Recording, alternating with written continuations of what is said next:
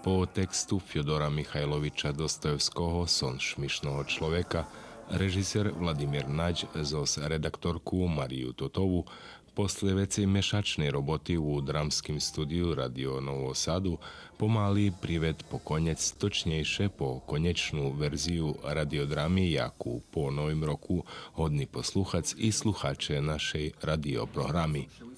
Mi montirame už to štvrtý raz, p'ятий раз to tú postprodukciu robíme. Ja neprekidno tu z ekipu i presluchujeme i patríme, že by to bolo dobre porobené, že dáme napraviť najlepší kvalitet i думам, že to bude bardzo dobra. S Mariou Totovou sme sa zbešedovali na prešlém memoriále, že by sme to napravili ako jednu radiodrámu i vec to všetko po procedúroch, protokoloch, môže byť vám už Marča vyprepovedala, jak to išlo.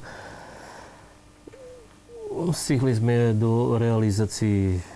U radiodrámy Son šmišného človeka glumel Vladimír Boďanec a tónmajstor na tým projektu bol Zlatoje Čolovič. Слухали сте радіодраму Фьодора Михайловича Достоєвського